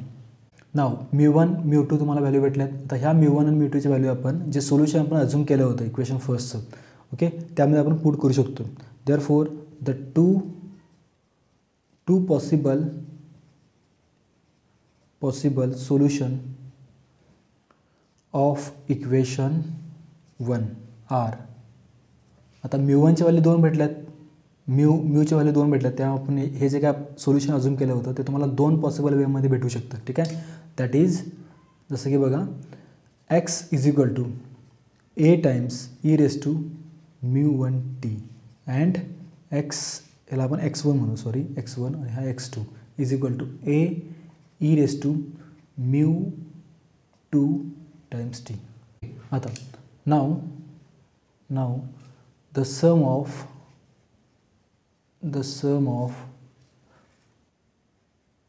above two solutions also satisfy equation first. Therefore we can write x is equal to x1 plus x2. x is equal to x1 plus x2. ठीक आहे. आता therefore x is equal to x1 ची value a e raise to μ1t plus x2 ची value a e raise to μ2t. ठीक आहे. therefore x is equal to a e raise to μ1 ची value किती आहे minus b beta plus under root beta square minus omega square times t. Okay, plus आता या ठिकाणी थोडंसं आपण ऑब्झर्व करू शकतो, जेव्हा तुम्ही x1 घेतला होता, ओके, त्यांचे आपण ॲम्प्लिट्यूड सेम दाखवले आहेत, मात्र आपले जे काय सोल्युशन 2 असतील तर ॲम्प्लिट्यूडसुद्धा काय होईल, चेंज होईल ना. त्यामुळे x1 is equal to a1 E raise to μ1t, x2 is equal to a2 E raise to μt. Okay, त्यामुळे इथं काय नाही सांगा, सफिक्स 1 अँड 2. ओके, त्यामुळे x is equal to a1 E raise to minus μ1ची value minus beta plus beta square minus omega square times t plus a2 E raise to μtची value किती आहे minus beta minus under root beta square minus omega square into t. ठीक आहे. Therefore t ना आतमध्ये multiply करून घ्या. Therefore x is equal to a1 E raise to minus beta t plus under root beta square minus omega square time t plus a2 E raise to minus beta t, okay, minus under root beta square minus omega square times t. ठीक आहे. Okay, आता आपण या दोन्ही टर्ममधून एक term common बाहेर करू शकतो, ती आहे x is equal to E raise to minus beta t, okay, into bracket a1 E raise to plus beta square minus omega square times t. ठीक आहे. Plus a2 E raise to minus under root beta square minus omega square times t. ठीक आहे. तुम्हाला हा जो काय form भेटला आहे त्याला आपण काय म्हणू शकतो, इक्वेशन नंबर सपोज करा हा हे थर्ड असेल. ठीक आहे. तर आपण ह्याला काय म्हणतो, this is required solution for equation first in damped oscillation. ठीक आहे. आता बघा आपल्याला थोडंसं या इक्वेशनला इन टर्म्स ऑफ कोसाईन किंवा साईन फॉर्मसुद्धा रिप्रेझेंट करता येतं. ते आपल्याला कसं करता येईल तर ते आपण नेक्स्ट आर्टिकल किंवा नेक्स्ट पेजला बघू. ठीक आहे. तर बघा इथपर्यंत समजलं सगळ्यांना. Solution for differential equation of motion for damped oscillation. ठीक आहे, आपण सुरुवात इथून गेली होती. ओके, तुम्हाला जे सोल्युशन आहे ते या फॉर्ममध्ये भेटले.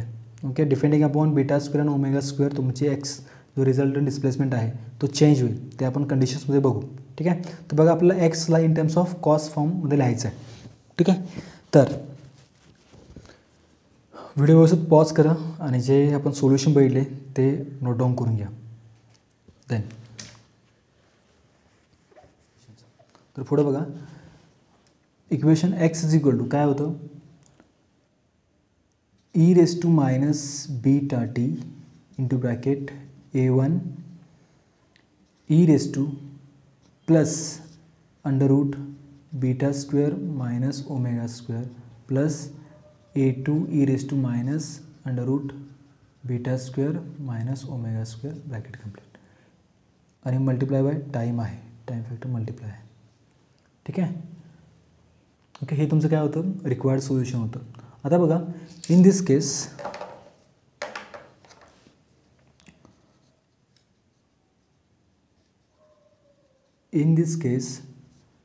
the term beta square minus omega square becomes imaginary.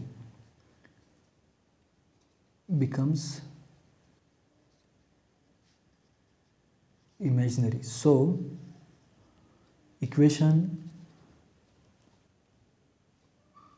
याला आपण इक्वेशन नंबर 3 म्हटलं होतं.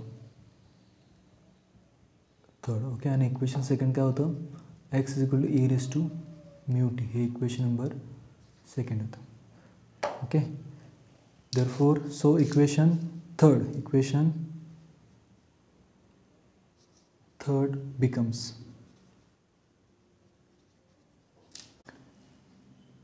ओके. काय करायचं आहे जे टर्म आहे beta square minus omega square becomes imaginary. So equation 3 becomes किंवा कॅन बी रिटर्न ॲज बघा जर जी ही टर्म आहे कोणती beta square minus omega square त्याला आपण कसं रिअरेंज करू शकतो आहे तर आपण असं लिहू शकतो का थोडंसं जर का आपण इंटरचेंज केलं म्हणजे आपण असं लिहू शकतो आहे omega square minus beta square okay into -1 चालेल. आपण -1 कॉमन काढलं आहे आणि ह्याला इंटरचेंज करून घेतलं. ठीक आहे. आता थोडंसं आणखीन ॲडजस्टमेंट करू जसं की बघा root -1 into under root omega square minus beta square. Root -1ची व्हॅल्यू काय असते रूट -1ची व्हॅल्यू असते आय आणि या टर्मला under root omega square minus beta स्क्वेअरला आपण म्हणू शकतो ओमेगा प्राईम. ओके, सिन्सला I is equal to under root -1 and omega prime is equal to under root omega square minus beta square. ठीक आहे. आता हे रिझल्ट यूज करायचे आहेत आपल्याला आणि थोडंसं आपल्याला ऑयलर्स फॉर्म्युला यूज करायचा आहे. आणखीन हे इक्वेशन थोडंसं रिअरेंज किंवा एका वेगळ्या फॉर्ममध्ये लिहायचं आहे कोसाईनच्या फॉर्ममध्ये. तर बघा आय टाइम्स ओमेगा प्राईम काय झाला हे कसं काय झालं समजलं ना. आपण काय केलं जी टर्म इमॅजिनरी टर्म आहे कोणती beta square minus omega square. ठीक आहे. त्याला आपण थोडंसं रिअरेंज केलं त्यातून -1 कॉमन काढलं आपण आणि जर काय सेपरेट केलं तर रूट -1 काय असतं आय असतं आणि ओमेगा प्राईमला आपण अज्यूम केलं under root omega square minus beta square. ठीक आहे. आता जर आपण या इक्वेशनचा किंवा जर का या टर्मचा यूज केला आणि हे टर्म्स आपण इक्वेशन 3मध्ये पुट केले तर तुम्हाला इक्वेशन भेटतं X is equal to E raise to minus beta T okay A1 E raise to plus beta square minus omega square काय बनणार आहे बघा बीटा स्क्वेअर मायनस ओमेगा स्क्वेअरला आपण काय लिहिलं आहे आय ओमेगा प्राईमच आहे ना त्यामुळं I omega prime times T त्यामुळं E raise to I omega prime times T okay plus A2 E raise to आता beta square minus omega square काय आहे तुमचं आय ओमेगा प्राईम आहे. मी इथं व्यवस्थित तुम्हाला हे स्पेसिफाय करून दाखवतो. याची व्हॅल्यू काय आले आय ओमेगा प्राईम आले बरोबर ना किंवा beta square minus omega square या टर्मची व्हॅल्यू काय आहे, हीच आहे I omega prime. Okay, therefore A two E raise to minus okay under root beta square minus omega square काय येतं answer, I omega prime times T. ठीक आहे, हे झालं तुमचं इक्वेशन एक्सपोनेन्शियल फॉर्मच्या टर्ममध्ये. ठीक आहे, but since E raise to I omega prime T. Okay, Euler's formula use करून आपण लिहू शकतो आहे cos omega prime T okay plus I sine omega prime T. ठीक आहे, अँड एक्सपोनेन्शियल जर काय एक्सपोनेन्शियल टर्म जर मायनसमध्ये असेल minus I omega prime T, then equation becomes cos omega prime T okay minus I sine omega prime T. Okay, then हे जे काय तुम्हाला इक्वेशन भेटलेलं आहे कोणतं, हे वाला इक्वेशन, या इक्वेशनला आपण 4th नंबरचं इक्वेशन म्हणू. ठीक आहे, इक्वेशन 1st, 2nd, 3rd आणि 4th. ठीक आहे, now by using this result equation 4 becomes. ठीक आहे, ह्या दोन व्हॅल्यूज आपल्या इक्वेशन 4मध्ये यूज करायचे आहेत. Therefore x is equal to E raise to minus beta T okay A1 E raise to I omega prime, म्हणजे सॉरी मी असं लिहू शकतो E raise to I omega prime टीचं काय लिहू शकतो आपण, cos omega prime T plus I sine omega prime T लिहू शकतो ना. Therefore cos omega prime T plus I sine omega prime T okay bracket complete plus A2 E raise to minus बघा E raise to minus I omega prime T काय आहे, A2 तुम्ही लिहिला आहेस, E raise to minus I omega prime T काय ही term आहे, त्यामुळं cos omega prime T minus I sine omega prime T bracket complete. ठीक आहे, ओके. आता A1 जर का या ब्रॅकेटला मल्टिप्लाय केलं, A2 जर का या ब्रॅकेटला मल्टिप्लाय केलं तर आपण A1 बघा इथं A1 cos omega prime T बनेल, बरोबर आहे ना. आता आपण ते लिहू इथं, therefore x is equal to E raise to minus beta T into A1 cos omega prime T plus I A1 sine omega prime T हे plus A2 cos omega prime T minus I A2 sine omega prime T. ठीक आहे, bracket complete. Therefore x is equal to E raise to minus beta T into cos omega prime T आहे तुमच्याकडं. ठीक आहे, बघा इथं cos omega prime T इथं पण आहे. ठीक आहे, म्हणजे आपण A1 प्लस लिहू शकतो का, A1 plus A2 into cos omega prime T, बरोबर आहे. ठीक आहे, आणखीन प्लस. ठीक आहे, प्लस आता बघा साइन ओमेगा प्राईम टी इथं साइन ओमेगा प्राईम टी आणि इथं एक साइन ओमेगा प्राईम टी आहे, यातून आपण A1 मायनस A2 ओके आणि आय आपण कॉमन बाहेर करू शकतो, म्हणजे काय लिहू शकतो आपण आय टाइम्स. ठीक आहे, I times into bracket A1 minus A2 into sine omega prime T okay bracket complete. म्हणजे E raise to minus beta and this term तुम्हाला भेटून जाईल. समजलं, हे असेल तुमचं इक्वेशन नंबर 5. तुम्हाला ऑलरेडी इक्वेशन 3rd हे तुमचं रिक्वायर्ड सोल्युशन देऊन भेटतं तुम्हाला इक्वेशन 1stचं. ठीक आहे, मात्र आपण त्याला कॉस फॉर्ममध्ये रिप्रेझेंट करायला चाललो आहे. ठीक आहे, थोड्याशा कॉम्प्लेक्स टर्म जे काय आहेत जसं की आपला ऑयलर्स फॉर्म्युला आहे. ठीक आहे, आणि बेसिक मॅथ्स यूज करून आपल्याला ते सॉल्व करायचं आहे. समजलं का. ठीक आहे, आता बघा एक्स इज इक्वल तुम्हाला हा फॉर्म भेटला. ठीक आहे, आता मला सांगा की हे तुमचं जनरल सोल्युशन जरी तुम्ही म्हटलं असेल, म्हणजे इक्वेशन 3rdला तुम्ही म्हटलं असेल तरीसुद्धा तुम्हाला राईट हँड साईडमध्ये एक इमॅजिनरी फॅक्टर दिसतो. बरोबर आहे का? म्हणजे हे जर का तुमचं इक्वेशन काय मॅथमॅटिकल कन्सिस्टंट आहे जर का असं क्वेश्चन विचारलं तर आपण ऑब्व्हियसली नाही म्हणू शकतो, कारण का एक्स ही तुमची डिस्प्लेसमेंट आहे. डिस्प्लेसमेंट आपण म्हणजे जी व्हॅल्यू आहे ती रिअल फॉर्ममध्ये घेतो ना, बरोबर आहे का? म्हणजे जो होल फॅक्टर आहे तो मस्ट बी रिअल असला पाहिजे. जसं की एक्स तुमचं काय आहे, डिस्प्लेसमेंट आहे. आपण शक्यतो पॉझिटिव्हमध्ये किंवा रिअल टर्ममध्ये घेतो, ठीक आहे. सिमिलरली जर हा रिअल फॉर्ममध्ये असेल होल टर्म, तर तुम्हाला राईट हँड साईडसुद्धा इक्वेशन किंवा ज्या टर्म्स आहेत त्या रिअल फॉर्ममध्ये लिहिणं खूप गरजेचं आहे. आणि हे लिहिण्यासाठी आपल्याला कॉम्प्लेक्स कॉन्जुगेट ही कन्सेप्ट यूज करायला लागते, ठीक आहे. तर बघा या ठिकाणी आपण म्हणू शकतो L H S X is equal to displacement, okay, that is real and R H S जी टर्म आहे ती whole factor must be real, okay. Now and this is possible only, okay. जर का तुम्हाला राईट हँड साईड जर काय real आणायचं असेल तर तुम्हाला काय करावं लागेल, this is possible only if A1 and A2 are complex conjugate of each other, okay. जर तुम्हाला राईट हँड साईड जर काय तुम्हाला रिअल फॉर्ममध्ये आणायचं असेल तर A1 आणि A2 हे एकमेकांचे कॉम्प्लेक्स कॉन्जुगेट असले पाहिजे, तरच तुम्हाला राईट हँड साईडची टर्म रिअल फॉर्ममध्ये भेटेल, ठीक आहे. जसं की बघा आपण या ठिकाणी लिहू शकतो आहे,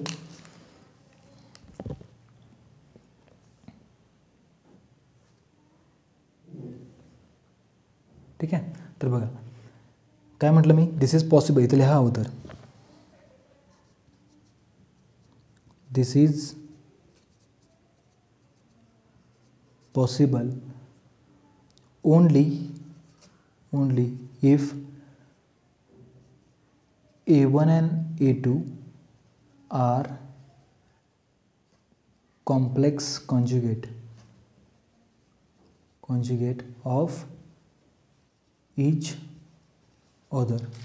therefore आता आपण A1 एक कॉम्प्लेक्स नंबर कन्सिडर करू, ओके.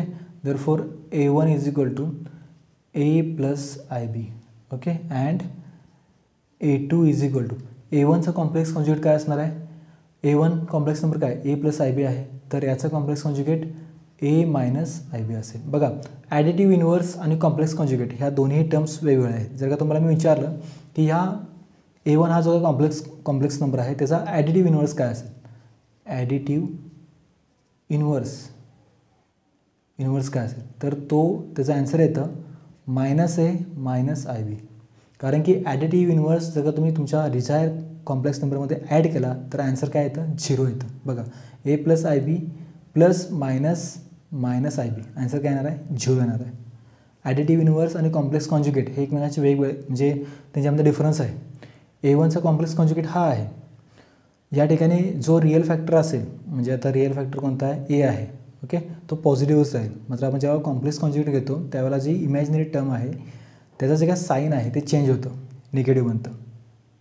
आणखीन एक गोष्ट बघा, जर तुम्हाला कॉम्प्लेक्स कॉन्जुगेट जर का तुम्हाला पूर्ण होल पॉझिटिव्ह आणायचं असेल किंवा रिअल आणायचं असेल तर आपण इमॅजिनरी जे काय टर्म्स आहेत ते आपण निग्लेक्ट करतो किंवा 0 अज्युम करतो, ठीक आहे. आणखीन जर तुम्हाला ओके कॉम्प्लेक्स कॉन्जुगेट जर तुम्हाला इमॅजिनरी आणायचं असेल तर आपण काय करतो, रिअल पार्ट 0 कन्सिडर करतो. हे तुम्हाला कॉम्प्लेक्स नंबर्समध्ये हे आर्टिकल्स झाले असतील, ठीक आहे. बरं आपण A1 कन्सिडर केला as A complex number A plus IB, okay. आणि A2 काय आहे, A मायनस IB आहे, ओके. आता therefore A1 plus A2 is equal to बघा A plus IB plus A minus IB, therefore 2 times A minus IB plus IB cancel होईल. And A1 minus A2 is equal to answer काय येणार आहे, A plus IB minus A plus IB, therefore minus A plus A cancel, therefore 2 times IB, okay. म्हणजे आपण या ज्या काही values आहेत A1 प्लस A2 आणि A1 मायनस A2च्या ह्या आपण इक्वेशन 5मध्ये पुट करू शकतो, ठीक आहे. तर बघा ॲन्सर काय बनेल, by using this result in equation number 5 we can get X is equal to E raise to minus beta T, okay, into bracket A1 plus A2ची व्हॅल्यू किती आहे 2 times A cos omega prime T, okay, plus I A one minus A two किती आहे 2 times I B sine omega prime T, bracket complete. Okay, then I square बघा इथं I into I स्क्वेअरची value किती असते -1, त्यामुळे ही टर्म बनेल x is equal to E raise to minus beta T into bracket 2 times A cos omega prime t minus 2b sine omega prime T, bracket complete. ठीक आहे. आता let 2a is equal to x naught cos phi. ठीक आहे, आपण एक value introduce करतो आहे जो 2a जो हा फॅक्टर आहे त्याची व्हॅल्यू आपण X naught cos phi introduce करू and 2b is equal to x naught sine phi. ठीक आहे, हे दोन रिझल्ट आपण इक्वेशन या अबोव इक्वेशनमध्ये पुट करू. तर बघा तुम्हाला काय भेटतं answer X is equal to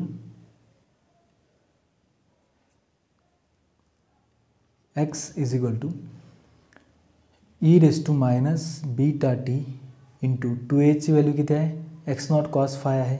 ठीक आहे, त्यामुळं X naught cos phi cos omega prime T, okay, minus 2 बीटाची व्हॅल्यू किती आहे minus X naught sine phi sine omega prime T.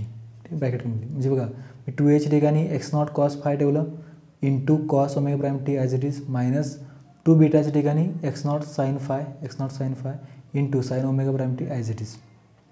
ठीक आहे, आता यातून आपण एक्स नॉट बाहेर काढू शकतो आहे. ठीक आहे, त्यामुळे इक्वेशन बनेल x is equal to x naught e raise to minus beta T into bracket, okay, याला थोडंसं आपण रिअरेंज करून घेऊ. म्हणजे असं लिहू शकतो आपण cos omega prime t cos phi minus sine omega prime t sine phi into bracket complete. ठीक आहे, आता थोडंसं इथं आपण ला पार्टिशन करायला हवं ना.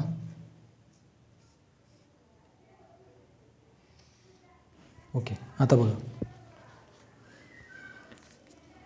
आता जर का तुम्ही नीट ही ब्रॅकेटमध्ये टर्म ऑब्झर्व केला तर cos A cos B minus sign A sine B, answer काय येतं कॉस ए प्लस बी येतं ना, बरोबर आहे. Therefore x is equal to ही term as it is x naught e raise to minus beta T, okay, into bracket cos omega prime t plus phi, bracket complete.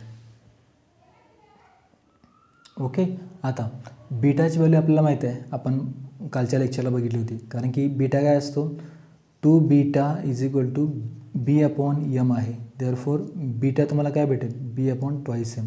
ही बीटाच्या ठिकाणी value put करा. Therefore x is equal to x naught e raise to minus b t upon twice m. ठीक आहे, थोडं दिसत नसेल ना व्यवस्थित, ट्वाईस यम.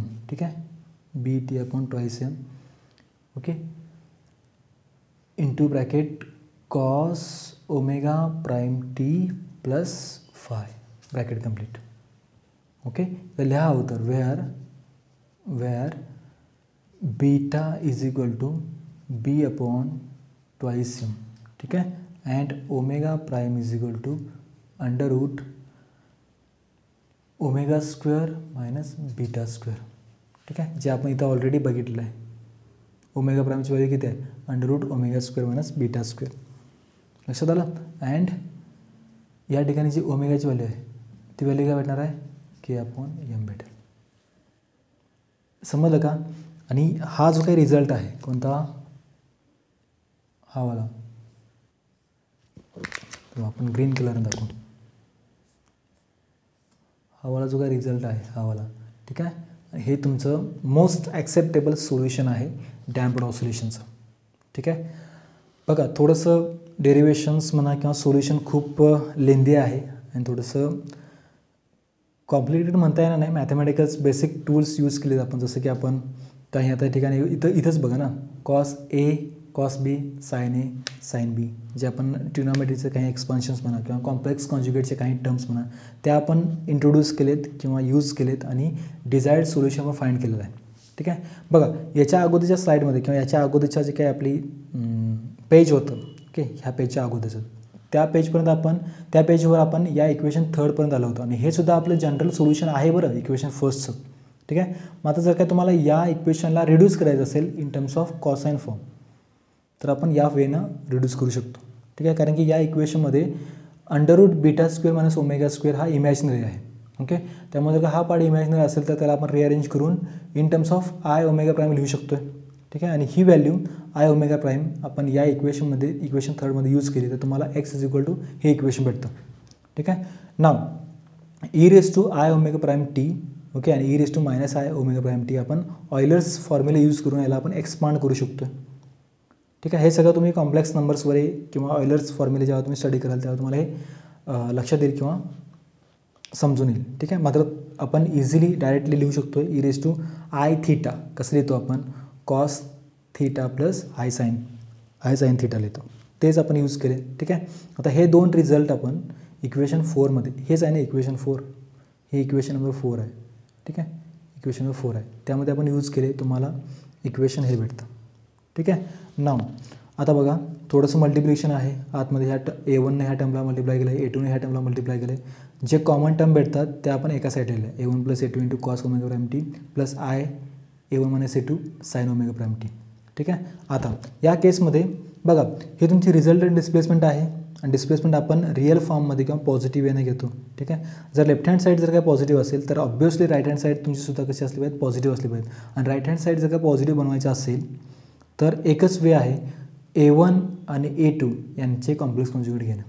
कारण की या ठिकाणी A1 + A2, ओके, आणि A1 - A2 ह्या ज्या काय टर्म्स आहेत त्या मल्टिप्लाय होत आहेत.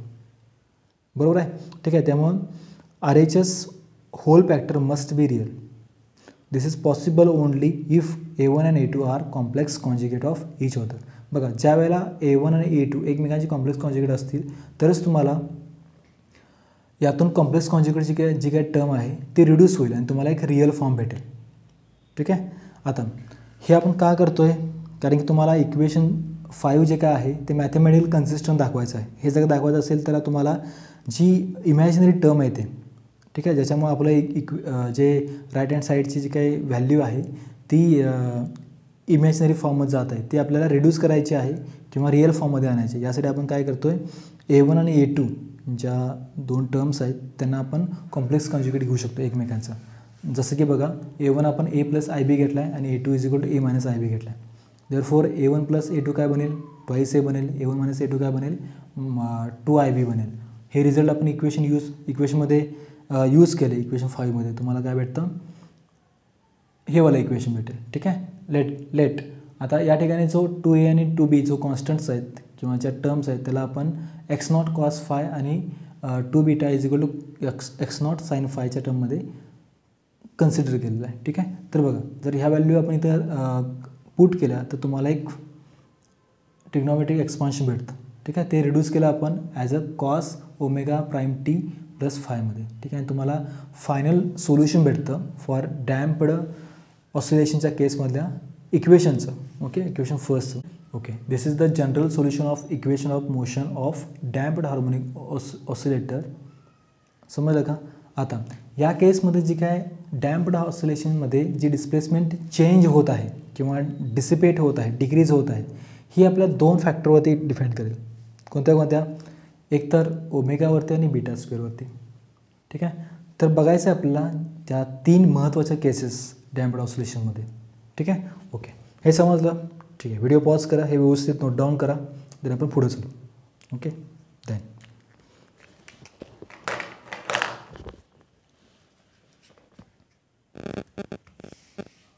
ठीक आहे. तर तुम्हाला बघा, इक्वेशन 3 हे तुमचं रिक्वायर्ड सोल्युशन आहे.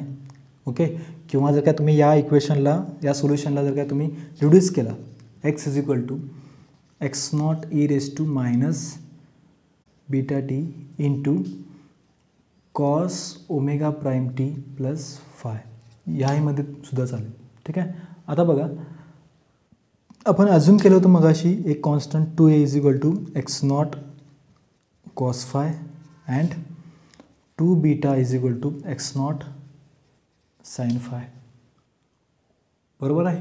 ठीक आहे. जर तुम्हाला या इक्वेशनमध्ये एक्स नॉटची व्हॅल्यू फाइंड करायची असेल तर मी काय करू शकतो बघा, 2a² म्हणजे ह्या इक्वेशनला, म्हणजे आता फॉर एक्झाम्पल हे इक्वेशन नंबर सपोज करा स्टार आहे, या इक्वेशनचा दोन्ही साईडचा स्क्वेअर घेऊन त्याला आपण ॲड करू शकतो. म्हणजे आपण असं लिहू शकतो का, 2a² plus 2b² is equal to x naught square cos square phi plus x naught square sine square phi लिहू शकतो आहे. देअरफॉर एक्स नॉट स्क्वेअर आपण कॉमन काढला, आतमध्ये काय राहतं, cos square phi plus sine square phi, answer काय येईल 1 येईल. ठीक आहे. सिमिलरली या साईडला बघा 2a² प्लस 2b², तुम्हाला एक्स नॉटची व्हॅल्यू हवी आहे या इक्वेशनसाठी, बरोबर आहे ना, obviously. Therefore x naught is equal to under root 2a² plus 2b². Okay. किंवा जर काय तुम्ही 2 म्हणजे 4 म्हणजे आपण यातून 2 कॉमन काढू शकतो आहे. Therefore x is equal to 2 times under root a² plus b². Okay. जर काय तुम्हाला फेज कॉन्स्टंट विचारला, ओके, फॉर फेज कॉन्स्टंट तर आपण असं काढू शकतो आहे, phase constant phi is equal to 2 beta upon, या इक्वेशन स्टारचा यूज करायचा आहे, 2 beta upon 2a. Okay. Therefore 2 बीटाची value x naught sine phi upon 2aची value x naught cos phi. ठीक आहे. X naught cancel, sine phi upon cos phi tan phi. Okay.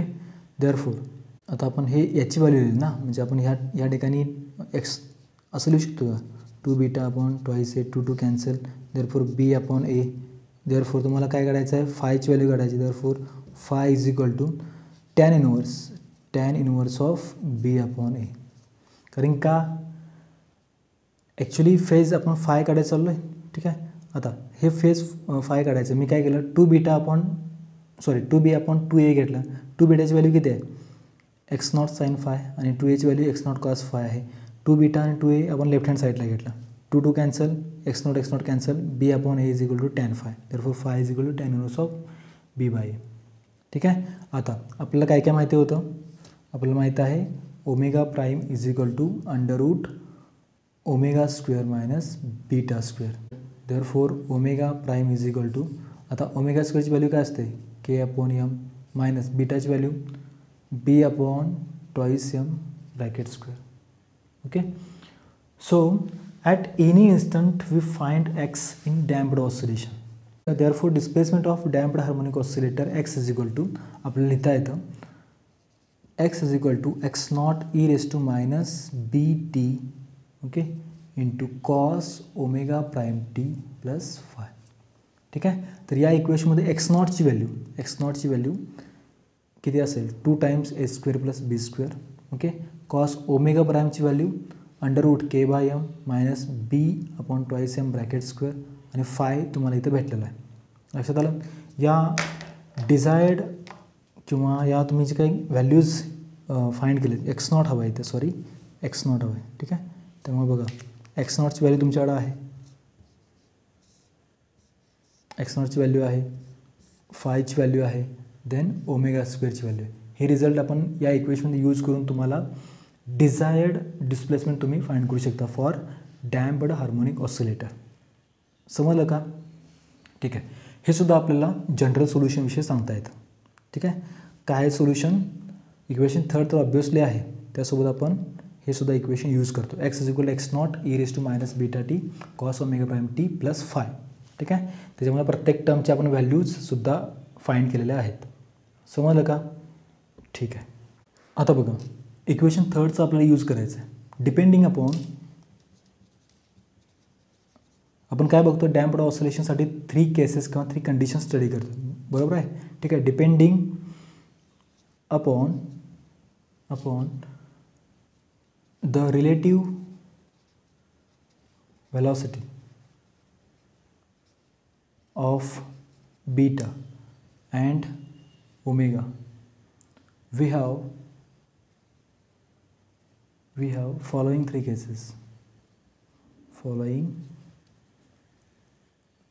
cases. Okay, depending upon relative velocities beta and omega square. कारण का बघा, तुम्ही beta square आणि omega स्क्वेअरच्या respective तुम्ही displacement सांगू शकता. ओके, त्यावरून तुम्हाला जे डिस्प्लेसमेंट भेटेल त्यावरून तुम्ही त्याला कॅटेगराईज किंवा डिफाईन करू शकाल. ठीक आहे. तर बघा, केस फर्स्ट आहे. Case first if beta square is greater than omega square. ठीक आहे. आता बघा, बीटाची व्हॅल्यू काय होती रे, तर बीटाची व्हॅल्यू होती beta is equal to B upon twice m. Okay, आणि ओमेगा स्क्वेअरची व्हॅल्यू होती के अपॉन एम. म्हणजे ओमेगा स्क्वेअरमध्ये तुमचा स्प्रिंग कॉन्स्टंट आहे आणि बीटामध्ये काय तुमचा कोएफिशियंट ऑफ डॅम्पिंग आहे. जर कोएफिशियंट ऑफ डॅम्पिंगची व्हॅल्यू जर काही जास्त असेल, ओके, बीटा स्क्वेअरची value as compare to omega square असेल, तर तुम्ही थोडंसं इमॅजिन करू शकता किंवा एक्सपिरियन्स करू शकता. जर एखादा तर ते जर का तुम्ही स्प्रिंग ही जर का सिस्टीमचा विचार केला तुम्ही,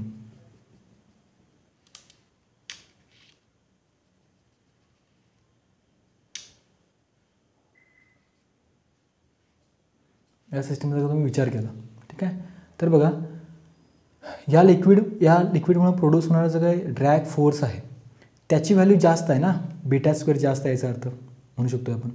म्हणजे coefficient of damping is or beta square is greater than omega square. तर आपण म्हणू शकतो दिस कंडिशन किंवा this motion is said to be over damped oscillation. ठीक आहे. Because the value of displacement x goes decreasing. Okay, म्हणजे आपण x is equal to 0 लिहू शकतो. ठीक आहे. त्यामुळे such kind of motion is said to be over damped oscillations. समजलं का. बीटाची व्हॅल्यू काय, बी अपॉन ट्वाईस एम आहे. बीटा म्हणजे काय, कोएफिशियंट ऑफ डॅम्पिंग. जर बीटा स्क्वेअर म्हणजे कोएफिशियंट ऑफ डॅम्पिंग जर काय जास्त असेल, तर तुम्ही सपोज हा ब्लॉक डिस्प्लेस केला आहे बाय सम डिस्टन्स एक्स किंवा डिस्प्लेसमेंट एक्सनं, तर तुम्ही डिस्प्लेसमेंट केला आणि जस्ट रिलीज केला तर काय होणार आहे, यामध्ये ड्रॅग फोर्स बाय लिक्विड जो प्रोड्यूस व्हायला आहे तो खूप मॅक्झिमम आहे. त्यामुळे काय होणार आहे, लगेचच तुमचे जे काही ऑसिलेशन्स आहेत ती डाय होतील आणि जो तुमचा ब्लॉक आहे तो आपली मीन पोझिशन रिगेन करेल. ठीक आहे. Then case second if beta square is equal to omega square. Okay, and this condition is called critical damped condition. Okay, this condition is called critical damped oscillations. बघा असं का होतं, आता बघा, कोएफिशियंट ऑफ डॅम्पिंग, ओके, आपण twice m म्हणजे जो तुमचा आपण इंट्रोड्यूस केलेला फॅक्टर आहे बीटा, ओके, याची व्हॅल्यू इक्वल आहे ओमेगा स्क्वेअर इतकी. म्हणजे सफिशियंटली बघा, जो स्प्रिंग फोर्स एक्झर्ट होत आहे तुम्ही या ब्लॉकला डिस्प्लेस केल्यानंतर, ओके, यामध्ये प्रोड्यूस होणारा जो स्प्रिंग कॉन्स्टंट आहे किंवा ओमेगा स्क्वेअर आहे याची व्हॅल्यू सेम आहे बीटा स्क्वेअरपेक्षा. याचा अर्थ काय, तुम्हाला एक पर्टिक्युलर ऑसिलेशन भेटतात. हा भलेही ते पुढे जाऊन किंवा काही इंटरव्ह्यूनंतर तो स्टॉप होईल किंवा रेस्टला येईल. ओके, म्हणजे आपण याला काय म्हणू शकतो, क्रिटिकल डॅम्प्ड. ओके, हे क्वचितच किंवा आपण रेअरलीच बघू शकतो ही कंडिशन्स. ओके, ज्या वेळेला बीटा स्क्वेअर हा ओमेगा स्क्वेअर इतका असेल. ठीक आहे. त्यामुळे बघा, जर का ही कंडिशन असेल तर इक्वेशन 3 काय बनतं बघा, equation 3 becomes beta square is equal to omega square असेल तर beta square minus omega square जर सेम असेल तर 0 बनेल, e⁻0 1. Okay, similarly beta square is equal to omega square असेल तर beta square minus omega square 0, e⁻0 1. Therefore equation x is equal to e⁻- beta T. Okay, a1 plus a2 बनेल. ठीक आहे. Okay, then third condition आहे, केस third, if omega square is greater than beta square. आता या केसमध्ये थोडंसं जर तुम्ही नीट ऑब्झर्व केला तर जो रिस्टोरिंग फोर्स क्रिएट होतो, ओके, आपण हा मास डिस्प्लेस केला किंवा खाली व्हर्टिकली डाऊनवर्ड डायरेक्शनला आपण डिस्प्लेस केला, ही वेनसुद्धा काय होणार आहे, डिस्प्लेस होणार आहे. मात्र या केसमध्ये जो रिस्टोरिंग फोर्स आहे स्प्रिंगमध्ये तो जास्त आहे, त्याची व्हॅल्यू खूप जास्त आहे. Okay, as compared to drag force by liquid. त्यामुळे या केसमध्ये काय होईल की जरी यामध्ये ड्रॅग फोर्स लागत असला या सिस्टीमवरती, मात्र त्याची व्हॅल्यू खूप कमी आहे as compare to restoring force. त्यामुळं ही जी काय सिस्टीम आहे किंवा या ठिकाणी जे ऑसिलेशन्स तुम्हाला दिसतील किंवा परफॉर्म होताना तुम्ही पाहू शकाल ती अंडर डॅम्प्ड असतील, म्हणजे ऑसिलेशन तुम्हाला सफिशियंटली भेटतील आणि साहजिकच आहे पुन्हा आफ्टर सम इंटरव्हल ऑफ टाईमनंतर ती रेस्टला जातील किंवा डिके होतील. ठीक आहे. त्यामुळे omega square is greater than beta square, याला आपण काय म्हणतो अंडर डॅम्प्ड ऑसिलेशन. समजलं का? हे तुम्ही फिजिकली थोडंसं इमॅजिन करू शकता किंवा फीलसुद्धा करू शकता. ओके. बीटा स्क्वेअर या फॅक्टरमध्ये तुमचा कोएफिशियंट ऑफ डॅम्पिंग आहे त्याची व्हॅल्यू जास्त असेल तर ओव्हर डॅम्प्ड जस्ट तुम्ही डिस्प्लेसमेंट केला आणि पार्टिकल पुन्हा मेन पोझिशनला आलं लगेचच. ठीक आहे. Over damped oscillations. ओके. जर काय बीटा स्क्वेअर म्हणजे कोएफिशियंट ऑफ डॅम्पिंग आणि जो रिस्टोरिंग फोर्स आहे तो जर काय इक्वल असेल तर काही विदिन सम सेकंडमध्ये जे डॅम्पिंग आहे तेच एंड होतील किंवा डाय होतील. मात्र जर काय ओमेगा स्क्वेअर म्हणजे जो रिस्टोरिंग फोर्स क्रिएट होणार आहे त्याची सफिशियंटली व्हॅल्यू जर काय डॅम्पिंग फोर्सपेक्षा जास्त असेल तर तो जो काय ऑब्जेक्ट आहे तो डॅम्प्ड ऑसिलेशन शो करेल for some interval of time. ठीक आहे. ओके. आता आपल्या ह्या 3 केसचा यूज करून आपला ग्राफ प्लॉट करायचा आहे. तर बघा कसा. या ठिकाणी आपण डिस्प्लेसमेंट एक्स घेऊ आणि इथं आपण टाईम टी घेऊ. ठीक आहे. एक्स ॲक्सिसला आपण काय म्हणू शकतो आहे restoring force with respect to time आपण बघायचं आहे. ठीक आहे. आणि या साईडला आपण पोझिशन घेऊ किंवा डिस्प्लेसमेंट घेऊ, पोझिशन घेऊ. ठीक आहे. आता बघा. ओके. आता पहिली कंडिशन आपण केस फर्स्ट प्लॉट करू. ज्यामध्ये तुम्हाला ओव्हर डॅम्प्ड दिसते म्हणजे का त्याच्यामध्ये बीटा स्क्वेअर हा जो काही फॅक्टर आहे तो ग्रेटर आहे. ठीक आहे. तर ओव्हर डॅम्प्डची कंडिशन अशी बनेल.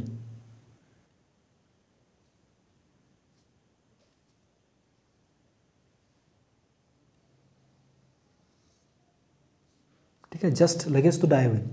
तुम्ही डिस्प्लेसमेंट दिला, रिलीज केला, देन बीटा स्क्वेअरची व्हॅल्यू जास्त आहे, देन ऑसिलेशन स्टॉप. ठीक आहे. त्यामुळं हा ग्राफ असेल for over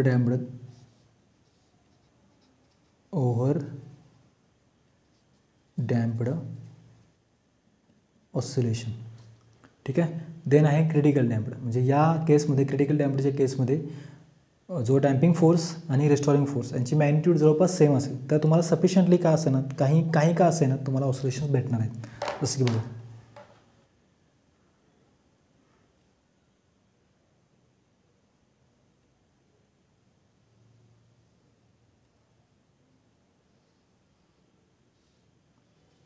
okay.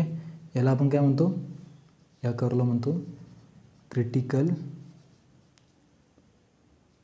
Damped. Okay. कधी omega square is equal to beta square आणि हा कधी असणार आहे over damped beta square is greater than omega square. ठीक आहे. अँड देन लास्ट बघा. आता आपण केस थर्ड प्लॉट करू अंडर डॅम्प्ड. ठीक आहे.